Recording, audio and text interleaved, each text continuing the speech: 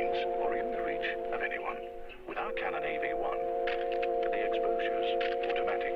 In fact, it's just as simple to use as a snap camera.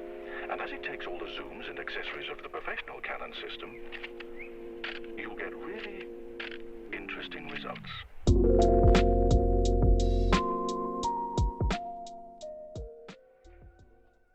Hi, I'm Reyce, and today we're going to be walking around Maynooth campus and do a few portraits and hopefully some landscapes, depending on how the weather holds up.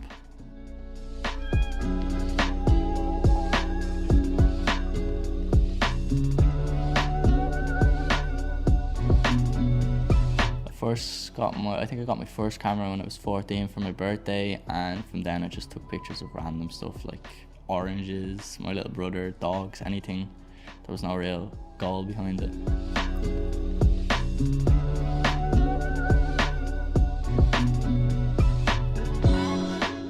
I get a lot of inspiration from social media sites like Instagram and YouTube.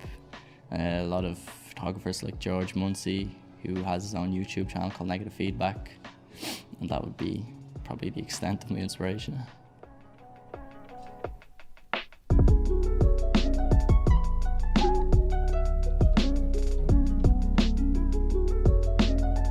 Initially I started shooting on landscapes because it was a lot more easier and comfortable for me. With street portraits, it takes a lot of courage to talk to a random person, ask them to get their photo, but I prefer street portraits a lot. An interesting photo that I took was in Copenhagen. I met these three guys who were just drinking out on the bench and smoking, and I had my old film camera with me, and they said, "Whoa, what is that camera? We've never seen it before." And I just told them it was a film camera, it's really old, and then they let me take their portrait. And then so the next day I hung out with them, and then they let me into their house, stayed over, got their Wi-Fi, played PlayStation, and then went there and got pizza together, and it was really fun. I wouldn't consider myself the be-all and end-all of photography whatsoever. I self-taught myself. I don't know all the rules, all the laws, all the best photographers from the past. It's just fun to do.